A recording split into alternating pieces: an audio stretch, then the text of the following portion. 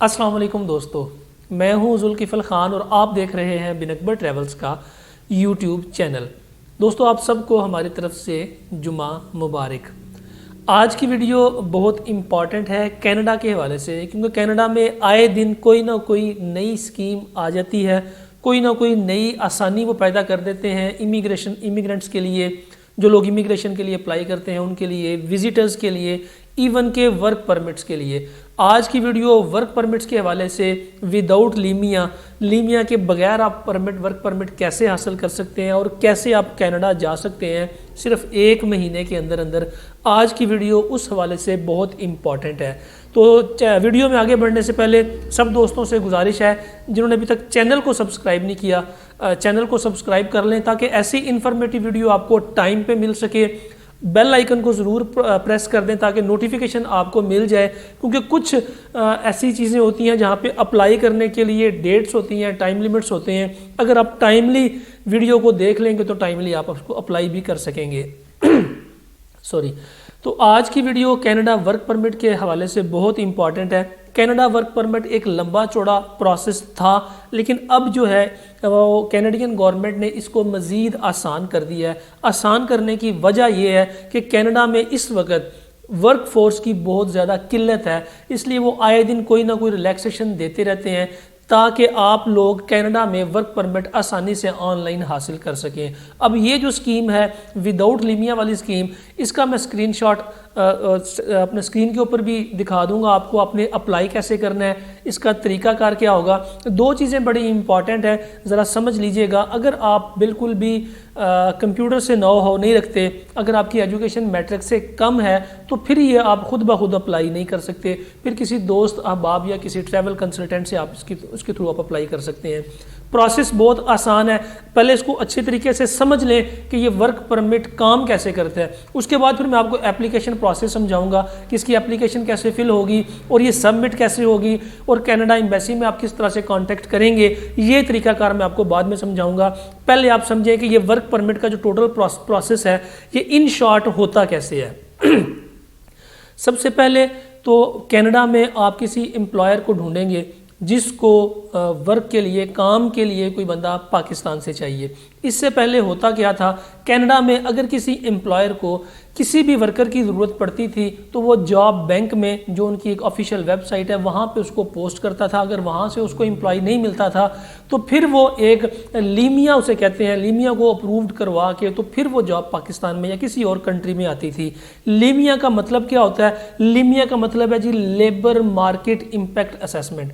यानी कि अगर आपको ये बंदा कनाडा में मिल सकता है, इनसाइड कंट्री मिल सकता है, तो फिर आपको बाहर से लेने की ज़रूरत नहीं है। तो पहले आपने क्या करना है, कनाडा में से इस बंदे को ढूंढना है। अगर आपको नहीं मिल रहा फिर आप आउटसाइड कंट्री इसको एडवर्टाइज करें, फिर आप फॉरेन वर्कर को हायर करें। उसके लिए आपको लीमिया लेना पड़ता था। अभी आपको इस केस में जो मैं आज बता रहा हूँ, इसके लिए लीमिया की बिल्कुल भी ज़रूरत नहीं है।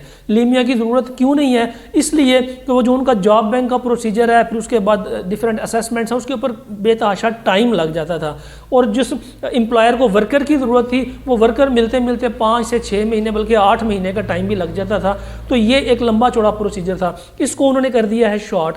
अगर एक एम्प्लॉयर को, किसी भी कंपनी के मालिक को वहाँ पे अपना एम्प्लॉय चाहिए, अब वो क्या करेगा, अपनी एक रजिस्ट्रेशन करेगा एक वेबसाइट के ऊपर, जो कैनेडियन इमिग्रेशन की वेबसाइट है।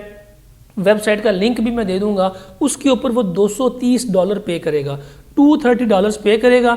पे करके अपने आप को वहाँ पे रजिस्टर्ड करवा लेगा और उस जॉब को भी वहाँ पे रजिस्टर्ड करवा लेगा कि मुझे इस काम के लिए ये बंदा चाहिए जो कि किसी भी कंट्री में है, कोई भी फॉरेन वर्कर मुझे इस जॉब के लिए चाहिए। वो उसकी जॉब भी रजिस्टर्ड हो जाएगी। उसकी कंपनी जो है टैक्स पेयर होनी चाहिए, उसकी कंपनी के इतने असासे हों कि वो किसी को हायर कर सकें, किसी को रहाइश दे सकें, खाना दे सकें, जॉब दे सकें, सैलरी दे सकें, उसकी सारी अरेंजमेंट्स कर सकें। अगर वो कंपनी इस काबिल होगी तो फिर ये वहाँ पे रजिस्टर्ड हो सकती है। उसका लिंक भी मैं स्क्रीनशॉट में आपको दे दूंगा कि वो कंपनी एम्प्लॉयर वहाँ से कैसे खुद को रजिस्टर्ड कर सकता है। ये मैं आपको क्यों बता रहा हूँ, ये तो एम्प्लॉयर के करने का काम है। आपको इसलिए बता रहा हूँ क्योंकि कनाडा में 70% एम्प्लॉयर्स को नहीं पता होता कि उन्होंने ये काम कैसे करना है, क्योंकि वो इनसाइड कंट्री लोगों को हायर कर लेते हैं, थर्ड पार्टी एग्रीमेंट कर लेते हैं, लोगों को टेम्परेरी वर्किंग आवर्स पे हायर कर लेते हैं, पर आवर पे हायर कर लेते हैं, इसलिए उनको इस लंबे चौड़े प्रोसीजर का पता ही नहीं होता कि हमें ये फॉरेन वर्कर अगर हमने हायर करना है तो हम इसको कैसे हायर करेंगे।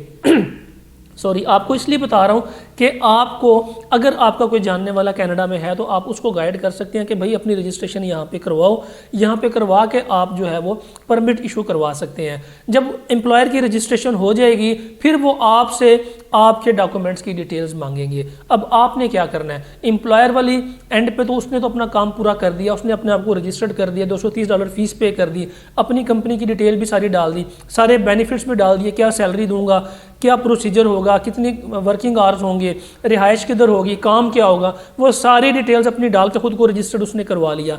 अब काम आता है आपके एंड पे। अब आपने क्या करना है, आपने कैनेडियन इमिग्रेशन की वेबसाइट पे जाके खुद को सबसे पहले आपने एक वर्क परमिट एप्लीकेशन जो है वो प्रोसेस करनी है।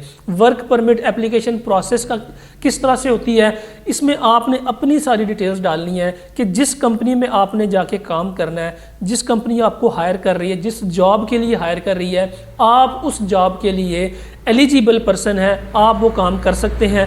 आप वो काम कैसे कर सकते हैं, आपके पास उसका एक्सपीरियंस होना चाहिए, आपके पास उसकी कोई डिप्लोमा सर्टिफिकेट वगैरह होना चाहिए, आपने ऑलरेडी उस फील्ड में जॉब की हो, आपके पास उस काम का ऑलरेडी कोई एक्सपीरियंस लेटर पड़ा हुआ हो, किसी कंपनी में आपकी जॉब चल रही हो, या आप पहले वो काम कर चुके हैं, आपके पास उसका या अच्छी खासी स्किल है, कोई सर्टिफिकेट है, कोई डिप्लोमा है, कोई डिग्री है, या फिर आपके पास उसका एक्सपीरियंस है। ये डॉक्यूमेंट्स आपके पास होने चाहिए। इसके अलावा आपके पास बुनियादी डॉक्यूमेंट्स यानी आपका पासपोर्ट स्कैन हुआ हुआ, आपकी इसके अलावा आईडी कार्ड स्कैन हुआ हुआ, आपकी एमआरसी अगर आप शादीशुदा हैं तो मैरिज रजिस्ट्रेशन सर्टिफिकेट आपके पास स्कैन हुई पड़ी हो।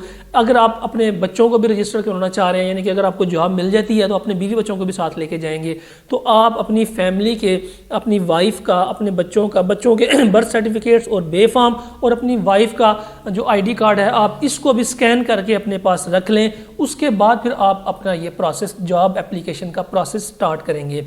आपने एप्लीकेशन को फिल कैसे करना है, ये लिंक भी मैं डिस्क्रिप्शन में दे दूंगा, आपकी स्क्रीन के ऊपर भी इसको दिखा दूंगा कि आपने यहाँ पे जाके अपना एप्लीकेशन प्रोसेस स्टार्ट करना है। एप्लीकेशन प्रोसेस स्टार्ट करने से पहले आपके पास ये बुनियादी चीज़ें होनी चाहिए।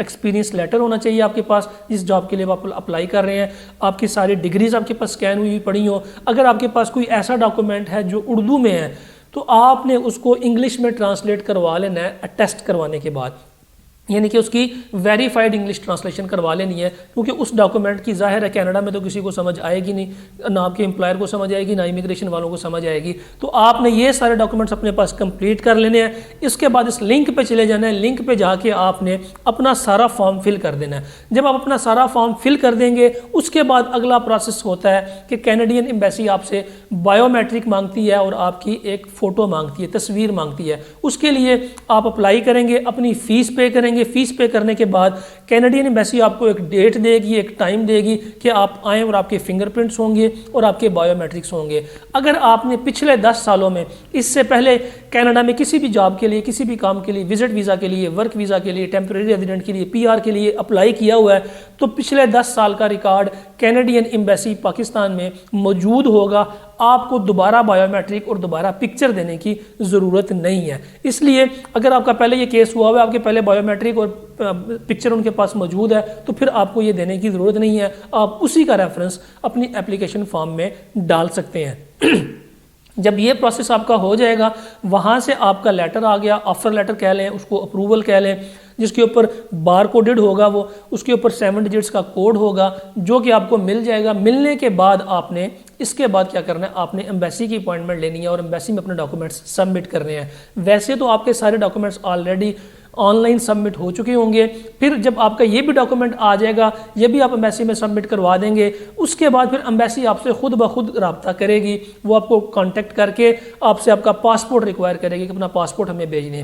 वो 2 चीज़ें होंगी, या तो ये है कि आपके पास इलेक्ट्रॉनिक ट्रैवल अथॉरिटी आ जाए, आपको वही जो डॉक्यूमेंट आया उसी के ऊपर वो आपसे कहेंगे आप इसी के ऊपर ट्रैवल कर सकते हैं, या फिर आपको पासपोर्ट एम्बेसी भेजना पड़ेगा और वहाँ से आपके पासपोर्ट के ऊपर वर्क परमिट स्टिकर लगेगा। उसकी कैटेगरी लिखी जाएगी कि आपका जो वर्क परमिट है वो टेम्परेरी है, ये परमानेंट है, वहाँ पर जाके PR ले सकते हैं कि नहीं ले सकते। आपकी कैटेगरी आपके वर्क परमिट के ऊपर लगी होगी और आपको पासपोर्ट वापस मिलेगा। उसके बाद फिर आपने ट्रैवल करना है अपनी कोविड-19 की रिक्वायरमेंट्स को पूरा करते हुए, यानी वैक्सीन आपको लगी होनी चाहिए, उसका टाइम पूरा होना चाहिए, जो वैक्सीन कनाडा में अप्रूव्ड है वो आपको लगी होनी चाहिए। ये इसका पूरे का पूरा प्रोसीजर है जो कि आपने अडॉप्ट करना है। अब आपको कहाँ पे प्रॉब्लम आ सकती है?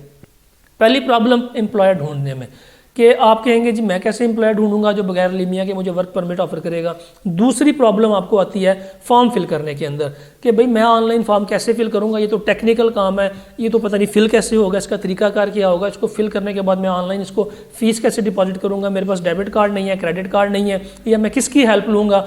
कुछ लोग तो अप्लाई इस तरह करते हैं, किसी को बताते नहीं है, यार ये मेरी प्राइवेसी है, पता नहीं वीज़ा लगता है कि नहीं लगता, तो ऐसा ना हो कि सब लोगों को पता चल जाए, तो मैंने ये प्राइवेट अपना अप्लाई किया हुआ है या मेरी ये प्राइवेसी है तो मैं किसी को बताना भी नहीं चाहता। तो ये दोनों आपकी प्रॉब्लम्स कैसे हल होंगी? सबसे पहले कनाडा के एम्प्लॉयर ढूंढने में, एम्प्लॉयर आपको ऑनलाइन बिल्कुल नहीं मिलने वाला। जितनी मर्जी कोशिश कर लें, जो मर्जी कर लें, जितनी मर्जी ईमेल्स फेंक लें, जॉब बैंक्स में तलाश कर लें, आपको कहीं से भी ऑनलाइन एम्प्लॉयर बिल्कुल भी नहीं मिलने वाला। इसके लिए आपको वहाँ पे कोई वकील हायर करना पड़ेगा, जिसे हम कंसल्टेंट कहते हैं, जो आपके लिए वहाँ से परमिट की तलाश करेगा, या आपका कोई अजीज़ रिश्तेदार दोस्त अहबाब जो वहाँ पे मौजूद है, जिसके पास टाइम भी है, वो आपके लिए वहाँ से कोई एम्प्लॉयर ढूंढ सकता है, या किसी एम्प्लॉयर को मोटिवेट कर सकता है कि आप मेरे भाई रिश्तेदार कज़न को ये परमिट निकलवा के भेजें विदाउट लीमिया, ये फ़ीस पे कर दें। या फिर होता ये है कि जो लोग जिन लोगों को जॉब्स चाहिए होती है अरब ममालिक में आगे पीछे, तो वीज़ा फ़ीस आप लोग खुद पे करते हैं, वीज़े के पैसे दे के आप लोग जाते हैं, तो ऐसे ही आप एम्प्लॉयर को उसकी फ़ीस पे कर दें कि भाई ये फ़ीस मैं पे करूँगा, आप सिंपली मेरा लीमिया जो है वो अटेस्टेशन जो है वहाँ से करवा दें, अपनी रजिस्ट्रेशन आप करवा लें। तो आपका कोई रिश्तेदार दोस्त अहबाब किसी एम्प्लॉयर को मोटिवेट करे या उससे बात करे या उसको रिक्वेस्ट करे कि आप ये वर्क परमिट जो है इसको डालें ताकि हमारा अजीज़ रिश्तेदार पाकिस्तान से आ सके।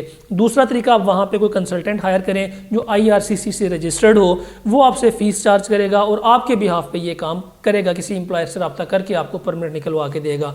ऑनलाइन आप इसके ऊपर टाइम बिल्कुल भी ज़ाया मत करें। हम ऑलरेडी बहुत रिसर्च कर चुके हैं, बहुत काम कर चुके हैं। एम्प्लॉयर जो ऑनलाइन है वो बिल्कुल भी इस चीज़ पर एग्री नहीं होते कि जिस बंदे को मैंने देखा नहीं है, कभी मिला नहीं हूँ, मैं उसको कैसे हायर कर लूँ।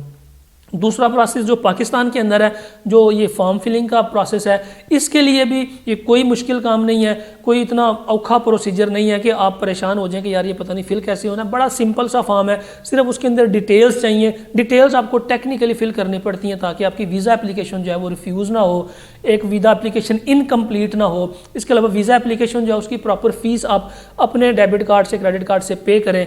अगर आप ये काम खुद नहीं कर सकते तो किसी कंसल्टेंट से रब्ता करें, लेकिन कोशिश करें कंसल्टेंट से कहें कि ईमेल आईडी, फ़ोन नंबर और सारा डाटा जो है वो आपका एंटर करे ताकि आपको ही उसकी ईमेल का रिस्पांस आए, आपके नंबर पे ही उसका मैसेज आए, आपको उसकी डायरेक्टली इंटीमेशन आ जाए। वो अपने सर्विस चार्जेस आपसे ले ले, लेकिन डाटा और डिटेल्स सारी आपकी डाले ताकि जो भी कन्वर्सेशन हो रही है एम्प्लॉयर के साथ उसकी रिप्लाई, उसका ईमेल जो है वो आपके पास आए, ताकि कल को जब एम्बेसी आपसे कांटेक्ट करती है तो आप जो एम्बेसी के फॉर्म में अपना ईमेल आईडी डालेंगे और जिस ईमेल आईडी के ऊपर सारी कन्वर्सेशन हो रही है वो सेम ही होगा, तो उससे आपकी वीज़ा जो एप्लीकेशन है वो प्रोस्यू करने में बड़ी आसानी होगी और एम्बेसी समझेगी कि ये सारा काम इसने खुद किया है। इसलिए फॉर्म फिल करते हुए भी किसी भी तरीके से आपने ये शो नहीं करना कि ये मैंने किसी और से करवाया, थर्ड पार्टी करवाया, वो सारा कुछ आपने यही करना है कि ये मैंने खुद करवाया। एक इसमें और प्रॉब्लम आ सकती है, वो है आइलेट्स की। कुछ एम्प्लॉयर्स कहते हैं कि हमारा काम चूँकि सारा अंग्रेज़ी में होता है, पाकिस्तानियों को अंग्रेज़ी इतनी अच्छी आती नहीं है, इसलिए आपके पास आइलेट्स होना चाहिए। 4 बैंड्स या 5 बैंड्स यानी बेसिक इंग्लिश लैंग्वेज आपको आनी चाहिए। अगर आपकी एजुकेशन इंग्लिश मीडियम स्कूल में हुई हुई है, आपकी डिग्रीज इंग्लिश मीडियम की हैं, तो फिर तो आपको ये करने की ज़रूरत नहीं है। अगर आप उर्दू मीडियम में पढ़े हुए हैं तो फिर आप आइलेट्स 4 बैंड्स 5 बैंड्स करके उसकी डिग्री भी पास रख लें ताकि आपको इसके लिए भी आसानी हो सके। ये टोटल प्रोसीजर है कनाडा में इस वक्त वर्क परमिट विदाउट लीमिया लेने का। लीमिया, जिन लोगों को पता है कि लीमिया क्या बला है, उनको पता है कि ये बला अगर सबसे उतर जाती है तो फिर कितना आसान प्रोसेस हो जाता है। फ़िलहाल के लिए इतना ही। अगर आपकी कनाडा के बारे में किसी भी किस्म की कोई क्वेरी है तो आप कमेंट सेक्शन में अपना क्वेश्चन टाइप कर दें, हम कोशिश करेंगे कि उसका आपको to the point logical answer दिया जा सके। जो लोग कॉल्स के ऊपर इंफॉर्मेशन लेना चाहते हैं, कॉल्स के ऊपर इतना टाइम होता नहीं है, क्लाइंट्स बैठे होते हैं या फिर हम बिजी होते हैं अपने काम के ऊपर, फाइल प्रिपरेशंस के ऊपर, तो आप कोशिश करें कमेंट्स में लिख दें ताकि मुख्तलिफ लोगों के जो एक जैसे सवाल आते हैं उसका एक ही कमेंट के अंदर रिप्लाई हो सके। अपना और अपने साथ रहने वालों का खास ख्याल रखिएगा। अपने इस चैनल का भी मुझे दें इजाज़त। अल्लाह हाफिज़।